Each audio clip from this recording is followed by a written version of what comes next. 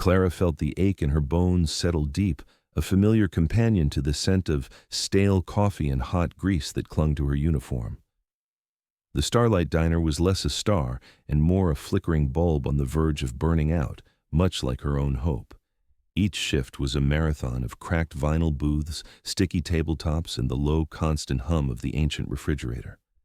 The fluorescent lights overhead buzzed with a tired energy that mirrored her own, casting a pale, unforgiving glow on the worn linoleum floor. She moved through the narrow aisles with an economy of motion born from years of practice, balancing plates of eggs and bacon that felt heavier than they should. Her smile, the one she pasted on for every customer, felt brittle, like a thin sheet of ice over the deep cold waters of her anxiety. The source of that anxiety was tucked safely in her apron pocket, a folded piece of paper covered in a rainbow of crayon squiggles. It was a drawing from her 6-year-old daughter, Lily, a picture of the two of them holding hands under a giant smiling sun. Lily was the center of Clara's universe, the reason she endured the long hours, the condescending customers, and the perpetual exhaustion. Lily was also the reason for the knot of fear that lived permanently in Clara's stomach. Her daughter had been born profoundly deaf, and the world was a silent movie she struggled to navigate.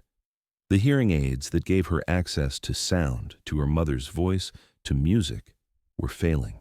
They were old, second-hand models, and the audiologist had said they needed to be replaced with a far more advanced and far more expensive pair. Insurance called them a luxury. Clara called them Lily's lifeline. The cost was a mountain she couldn't see the top of, an impossible sum that haunted her waking moments and stalked her dreams. Every dollar she earned was already stretched to its breaking point, covering their tiny, drafty apartment, the cheap groceries, and the gas for her rust-bucket car that coughed and sputtered every morning. There was nothing left. The weight of it pressed down on her, making it hard to breathe sometimes. She would look at Lily's bright, intelligent eyes, the way her small hands flew in the simple sign language Clara was painstakingly teaching herself from library books, and her heart would break with a fierce, protective love and a crushing sense of failure. The bell above the diner door chimed, announcing new customers, but it was the sound that followed that made every head turn. A deep, guttural rumble of powerful engines vibrated through the floor, a sound of thunder on a clear day. Through the large front window, a line of gleaming motorcycles pulled into the parking lot, chrome glinting in the afternoon sun. A moment later, the door swung open again, and 6 large men filed inside. They were a wall of black leather and worn denim. Their vests were adorned with patches, the most prominent being a coiled serpent with ruby-red eyes and the words, "Iron Serpent's MC," stitched in stark white. Tattoos crept up their necks and disappeared into the sleeves of their jackets. Their faces were maps of hard miles and harder living, etched with scars and framed by beards. The diner fell quiet. The usual clatter of cutlery and conversation died away into a tense hush. These were not the usual patrons of the Starlight. Clara felt a prickle of fear, an instinctual reaction to their intimidating presence.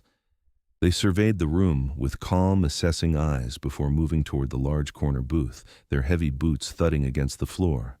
They settled in, their massive frames filling the space, their presence changing the very atmosphere of the room. They were an island of quiet menace in the sea of formica and chrome. Clara took a deep breath, smoothed her apron, and grabbed a handful of menus. It was her job to serve them, no matter who they were. As she approached, the man who seemed to be their leader looked up. He had silver-streaked hair pulled back in a short ponytail and eyes the color of slate. A long, thin scar cut across one eyebrow, giving him a permanent look of stern appraisal. He didn't smile, but he gave her a slight nod. He said, his voice a low gravel. Clara just nodded, her own voice caught in her throat, and hurried back to the counter to pour 6 mugs of the diner's famously bitter brew. In another booth, near the window, sat Mr. Harrington. He was the opposite of the bikers in every conceivable way. He wore a tailored suit that probably cost more than Clara's car, a pristine white shirt, and a gold watch that he made sure everyone saw. He was a regular, a wealthy land developer who treated the diner like his personal fiefdom and its staff like his servants. He was always charming on the surface, with a smile that never quite reached his cold, calculating eyes. He was condescending, demanding, and had a way of looking at Clara that made her skin crawl. He saw her as part of the scenery, a faceless uniform there to cater to his whims. Today, he was in a particularly foul mood. He'd complained that his toast was too brown, his eggs too runny, and now his coffee was apparently not hot enough. Clara had already made 3 trips to his table, each time with her professional smile stretched a little thinner. Quote fee 4. She asked, her voice carefully neutral. He took a long, slow sip from the fresh cup, his eyes fixed on her over the rim. Quote 5. He said dismissively, setting the mug down with a sharp clink. He then gestured vaguely with his hand. Quote 6. Clara bit back a retort, the words dying on her tongue. She needed this job. She needed the tips, however meager Harrington's always were. She simply nodded and turned to leave, but his voice stopped her. He leaned forward, a cruel smirk playing on his lips. As she turned back, he deliberately knocked his full coffee cup with the back of his hand. Hot, dark liquid splashed across the table, cascading onto the floor in a sticky, steaming puddle. It happened so fast, yet it felt like it unfolded in slow motion. The cup clattered. The dark stains spread, and a collective gasp went through the nearby tables. Harrington said, his voice dripping with false surprise. Quote 9. His eyes gleamed with malice. He was enjoying this, enjoying her public humiliation. Clara stared at the mess, the hot coffee having narrowly missed her worn shoes. Her face burned, a flush of shame and anger rising in her cheeks. She knew he had done it on purpose. It was a power play, a casual act of cruelty to remind her of her place. Quote 10. She mumbled, her voice barely a whisper. She fetched a rag and a mop from the back, her hands trembling. As she knelt to clean the floor, trying to make herself as small as possible, she could feel the eyes of the entire diner on her. She felt stripped bare, her quiet desperation laid out for everyone to see. When she finished wiping the table, Harrington tossed a $1 bill onto the still damp surface. It landed with a pathetic, soggy thud. Quote 11. He said loud enough for everyone to hear. Quote 12. The $1 was a calculated insult. It was less than a tip. It was a statement of her worth in his eyes. As Clara reached for it, the folded drawing from Lily slipped from her apron pocket and fluttered onto the table. Before she could grab it, Harrington picked it up. He unfolded the crayon-scrawled paper and held it up with 2 fingers, as if it were something dirty. He let out a short, derisive laugh. Quote 13, he sneered. Quote 14. That was it. That was the breaking point. The insults to her she could endure, the humiliation she could swallow. But the casual, callous cruelty directed at her daughter, at the one pure and perfect thing in her life, broke through her carefully constructed walls of composure. A tear escaped her eye and traced a hot path down her cheek. She snatched the drawing from his hand, her knuckles brushing his, and shoved it back into her pocket. Shielding it like a precious treasure, she didn't say a word. She couldn't. She just turned and walked away, her back ramrod straight, fighting the sob that was clawing its way up her throat. In the corner booth, the 6 bikers had watched the entire exchange in silence. They had seen the deliberate spill, heard the condescending remarks, and witnessed the final vicious jab at a child's drawing. Rex, their leader, set his coffee mug down with a quiet, deliberate click. His slate-gray eyes were fixed on Harrington, his expression unreadable but radiating a cold intensity. He saw the wealthy man preening, enjoying his victory. He saw the other patrons looking away, uncomfortable but unwilling to get involved. And he saw Clara standing by the service station, her shoulders shaking with silent sobs. At a small table nearby, a family was finishing their lunch. Their daughter, a little girl no older than Lily, with pigtails and wide, curious eyes, had seen it all. She saw the nice waitress who had given her an extra cherry on her milkshake start to cry. Her mother shushed her, telling her not to stare, but the girl's pure, unclouded sense of justice had been offended. She slid out of her booth, ignored her parents' whispered calls, and walked directly over to the table of enormous, leather-clad men. She stood on her tiptoes and tugged on the sleeve of Rex's jacket. Rex looked down, his hard expression softening almost imperceptibly as he met the little girl's earnest gaze. "Excuse me, mister," she said in a small but clear voice. "That mean man made the waitress cry. You should make him say he's sorry." She pointed a small finger directly at Harrington. The simplicity and bravery of the act hung in the air. Rex looked from the little girl back to Harrington, then to Clara. He saw the injustice, plain and simple. The Iron Serpents had a code, an unspoken set of rules they lived by. They didn't start trouble, but they finished it. And high on their list of unforgivable sins was bullying the weak, especially women and children. The little girl's plea was the catalyst. It was the signal. A slow, meaningful look passed between Rex and his men. The decision was made. Rex leaned down to the little girl and gave her a rare, small smile. "You're right," he said, his voice a gentle rumble. "We'll take care of it. You go back to your mom and dad now." As the girl scampered back to her table, Rex and two of his largest members rose to their feet. They moved not with aggression, but with an unnerving, deliberate calm that was far more intimidating. Their boots made no sound on the floor as they approached Harrington's table, their shadows falling over him. Harrington looked up, annoyed. Quote 19. He snapped, his arrogance still intact. Rex didn't answer immediately. He reached down and picked up the soggy dollar bill from the table.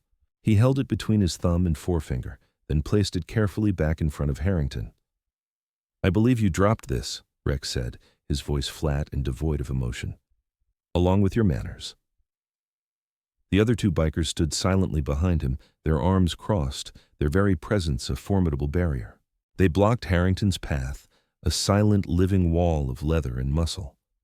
Harrington scoffed, trying to regain his footing. He puffed out his chest, his face turning red with indignation. He was used to people cowering before his wealth and status. He fundamentally misunderstood who he was dealing with. Rex's smile was thin and cold. Quote 23, he said, his voice dangerously soft. Quote 24.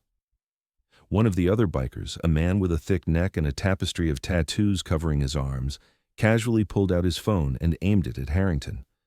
The small red light indicating it was recording was clearly visible, he said calmly.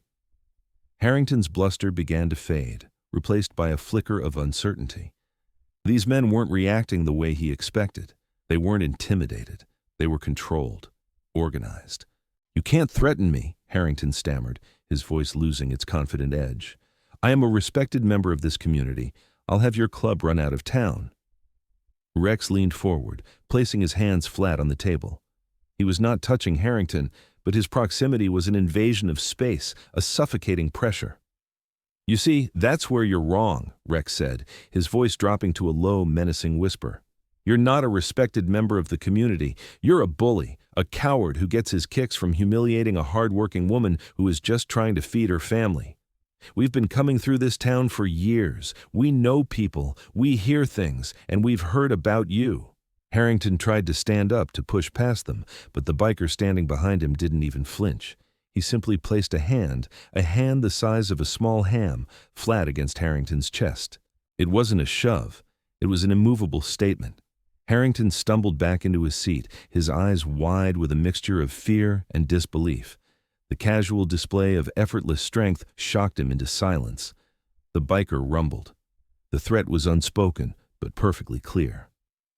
Rex turned to the diner's owner, who was hovering nervously by the cash register. "Call the police," Rex commanded, his voice calm and authoritative. "Tell them you have a customer who is publicly harassing your staff and creating a disturbance. We have it on video." The owner, seeing the power dynamic had completely shifted, scrambled to make the call. Harrington sat frozen, his face pale. His comfortable world of privilege and impunity was crumbling around him, dismantled by a group of men he had dismissed as nothing more than roadside trash. When two police officers arrived, they found a bizarrely calm scene. Harrington was sitting silently in his booth, flanked by two enormous bikers. Rex was standing nearby, his arms crossed. Clara was watching from a distance, her fear now mixed with a bewildering sense of protection. Harrington immediately launched into a panicked, self-serving tirade the moment he saw the uniforms. "Officers, thank God! These thugs have been threatening me. They assaulted me. I want them arrested." The senior officer, a man named Peterson, looked at the bikers, then at Harrington, his expression weary. He knew the Iron Serpents. They rode through town a few times a year, were always respectful, paid their bills, and never caused trouble. He also knew of Harrington and his reputation for arrogance. "All right, everyone calm down," Peterson said. "What's going on here?" Rex simply gestured to the biker with the phone. "This gentleman was verbally abusing and humiliating one of the waitresses. We have a recording of the entire incident, including his admission of spilling his coffee to cause trouble." The biker played the video. The officer listened intently, his face hardening as he heard Harrington's cruel words, his sneering laugh, and his final vile comment about the child's drawing. The video was clear, damning, and irrefutable. Just then, another waitress, a young woman who Harrington had often cornered by the kitchen doors, felt a surge of courage. Bolstered by the biker's stand, she stepped forward. "Quote 38, she said, her voice shaking but firm. Quote 39. This changed everything. It was no longer a simple disturbance. It was a pattern of harassment. Officer Peterson's demeanor shifted from peacekeeping to investigation. Harrington's facade of a respectable victim completely shattered. He was now just a cornered predator, exposed and pathetic. He was escorted out of the diner, still sputtering threats of lawsuits and ruined careers, but his words were hollow, the desperate cries of a man who had lost all power. The diner erupted in quiet, relieved applause as the police car pulled away. Clara stood in a daze, watching it all unfold. She felt a profound sense of validation, of being seen. These men, these strangers who looked so dangerous, had stood up for her when no one else would. They had shielded her dignity with their own strength. After the police left, the diner slowly returned to normal, but the atmosphere was lighter, the air cleared of a long festering poison. The bikers returned to their booth as if nothing had happened and quietly finished their coffee. Before they left, Rex walked over to Clara, who was now leaning against the counter, trying to process the day's events. He stopped in front of her, his presence still immense but no longer frightening. Quote 40, he asked, his voice softer than she would have thought possible. She could only nod, tears welling in her eyes again, but this time they were tears of gratitude. Quote 41, she whispered. Quote 42. His gaze fell to her apron pocket where the corner of Lily's drawing was still peeking out. "He had no right to speak about your child that way," he said, a flicker of something deeply personal in his eyes. On impulse, Clara pulled the drawing out and unfolded it. "Her name is Lily," she said, her voice thick with emotion. She needs new hearing aids. The ones she has are broken." The words tumbled out before she could stop them, a confession of her deepest worry to this unlikely savior. Rex looked at the crayon drawing of the smiling girl, and a profound sadness and understanding settled over his rugged features. He looked back at Clara, and for the first time, she saw past the leather and the scars to the man beneath. "My daughter," he said, his voice low and heavy with memory. "Her name is Maya. She was born deaf, too." The confession hung between them, a bridge of shared experience spanning the vast gulf of their different worlds. Clara's breath hitched. Of all the things she could have imagined, this was not one of them. In that moment, he was not a fearsome biker. He was a fellow parent who understood the silent battles, the fierce love, and the unique fears that came with raising a deaf child. Without thinking, moved by a sudden powerful wave of empathy, she raised her hands. Her fingers, clumsy from nerves but sure in their meaning, formed the signs she had been practicing every night from worn-out library books. "I'm sorry," she signed, her movements hesitant. "She is strong. They are all so strong." Rex stared at her hands, his slate-gray eyes widening in stunned recognition. He knew sign language fluently, the native tongue of his own home.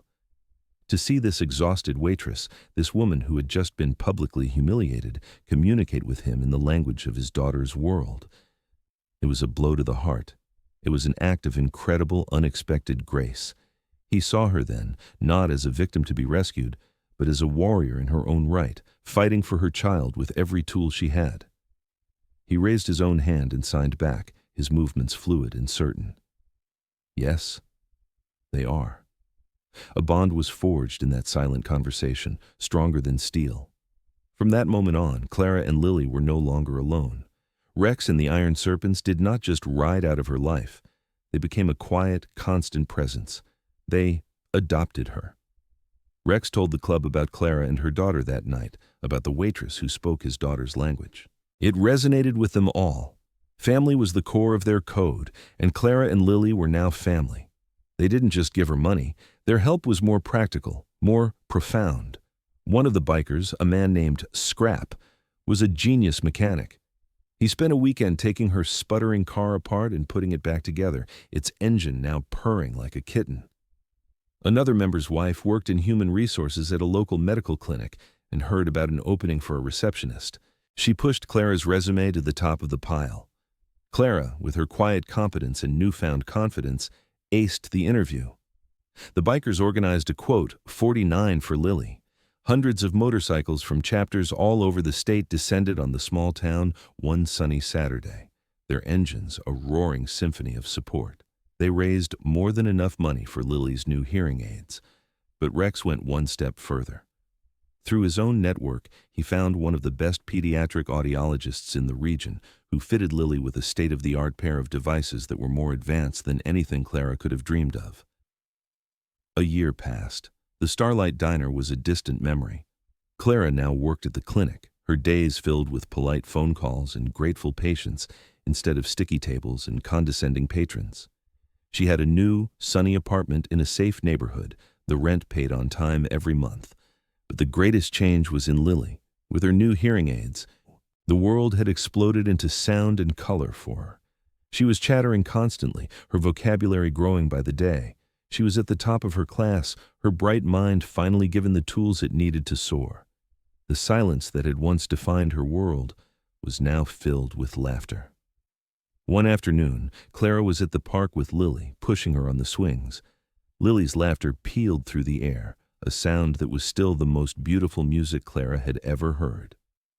Across the playground, she noticed a young mother struggling with a crying toddler and a broken stroller wheel, her face a mask of frustration and exhaustion. Clara saw herself in that woman, the same frayed edges, the same quiet desperation. Without a second thought, she walked over. Quote 50. Clara said with a warm, genuine smile. As she helped the grateful woman fix the wheel and calm her child, a profound realization settled over her. She had learned the most important lesson of her life in the greasy confines of that old diner. She had learned that angels didn't always have wings and halos. Sometimes they wore leather and rode on waves of thunder.